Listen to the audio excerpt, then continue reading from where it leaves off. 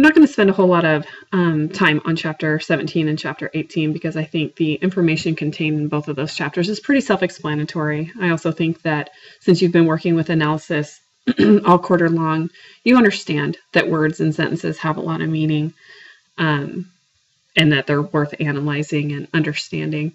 So I kind of break chapter 17 up as focusing on more of the words, and then chapter 18 as on the sentences. So if you have any questions about the information in the chapter that I don't cover, let me know, because I'm just going to kind of breeze through it. So first the chapter talks about style. And what I guess I want to emphasize about style is that it needs to be a conscious choice that you make. What kind of tone are you going to have? How are you going to approach your reader? Are you going to have humor? How serious are you going to be? Even your formality needs to be a conscious choice. In this class, I've kind of asked you to maintain, some informal attitude. But when it comes to other writing contexts that you will encounter in your life, it's up to you to decide and to choose. You need to learn how to approach people at their level. That's rhetoric. You need to understand, okay, I'm talking to this person who has these beliefs, has this mentality. I'm going to choose this style to approach them. And if you don't think that's true, just wait. When you deal with family members, when you deal with friends, you're making rhetorical choices when they come to you asking for advice or things like that. That's a really good example to show you that your style and your rhetorical approach is a conscious effort you need to make. So when we analyze style, look at the decisions an author makes. And as you write, look at the decisions you make. Why are you writing the way you are? Is it because you're told to? Is it natural? How can you make it more natural for you and yet meet requirements? So yeah, I'm not going to go a lot more into that, but just make it a conscious choice, conscious effort. So with the shades of meaning of words, I'm going to use more technical terms than the book uses because I think you can handle it. So semantic range refers to the various meanings of any given word. And I believe it's the various meanings, the semantic range of words that gives us cause for analysis. Because if words only meant one thing, we would never disagree with what something means. We would never have to question what something means. But the truth is that words have multiple meanings. So there are multiple interpretations, which means words are worthy of analysis. Also, you can look at the etymology of a word. That's the word history. Go to the Oxford English Dictionary and you can look up the first use of the word bathtub. It's fascinating to me. Also fascinating is how the OED was created. So if you have any, appreciation for words, it's really interesting stuff to study. But your etymology can help you understand why an author is using a word the way they are. So it's a little bit different from the semantic range. Sometimes it's got different connotations and denotations that you may not be aware of, but studying the etymology of a given word will help you see just how deep that one word can go and adds strength and meat to your analysis. So they're both really, really fascinating. And you can always look up the different meanings when you're studying the etymology of a word. They're very similar and they're interrelated. But the etymology, I think, gives you more information. And there are schools of rhetorical theory that focus on word meanings and how sometimes you think the words that you're using is conveying one message, but as you study the etymologies and meanings of the words, you find that the meanings actually create something different and sometimes undermine what you're trying to say. It's called deconstruction, deconstructive literary theory. So, I mean, that's much deeper than we really need to go for this course, but do be aware that an entire school of theoretical thought is based simply on words. It's not looking at the story or what the story is trying to say or the themes or anything. It is simply looking at the words and trying to find meaning. It's fascinating. And then the book goes into the different types of words. Do you want to be broad or specific? Do you want to be concrete or abstract? It's all a conscious choice, as I've already said. And again, not a whole lot else to say on that. With word choice, you do have a choice on the person that you write in, as in first, second, third person.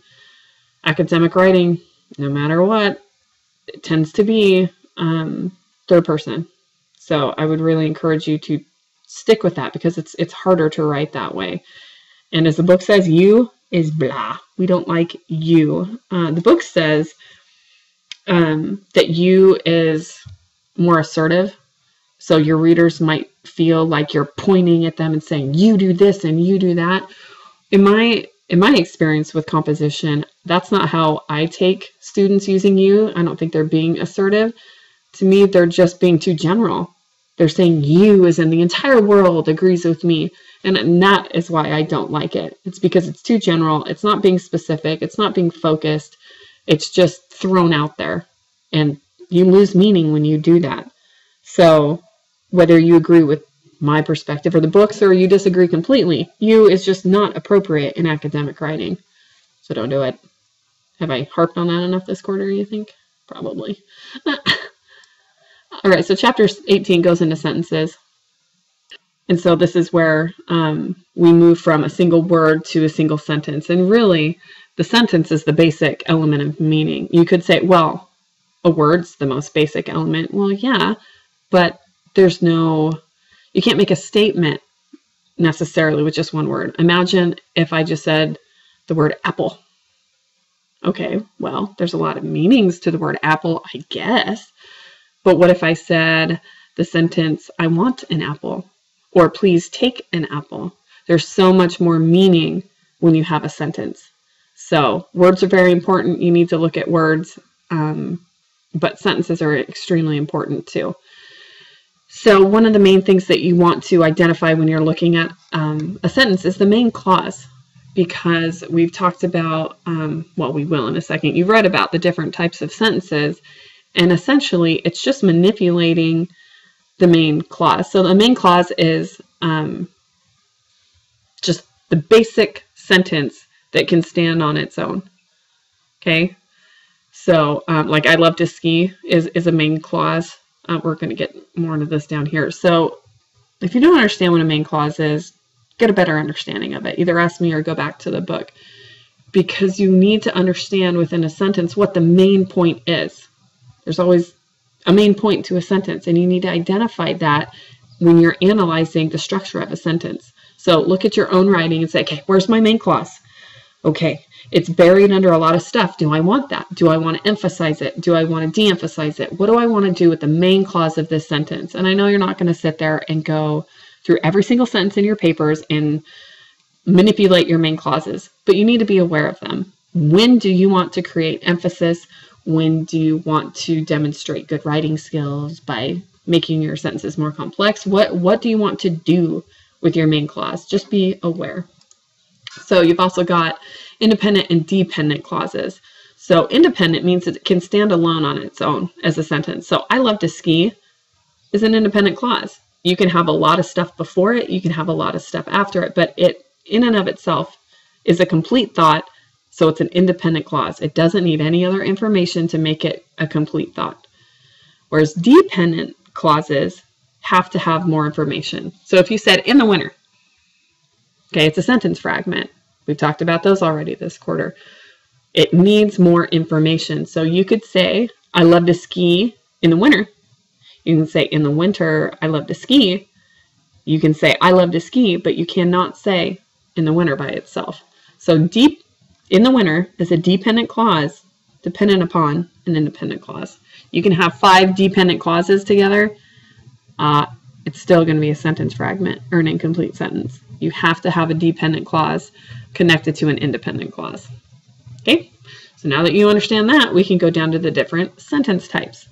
So yes, these excellent sentences are examples of the types they are. So a simple sentence. This is a simple sentence.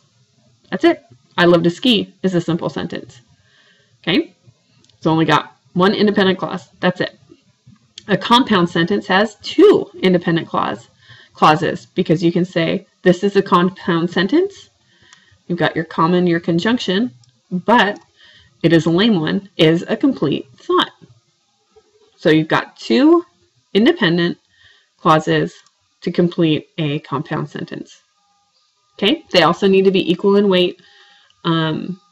You can offset a compound sentence with a semicolon as well, but they need to be equal on both sides, especially if you use a semicolon.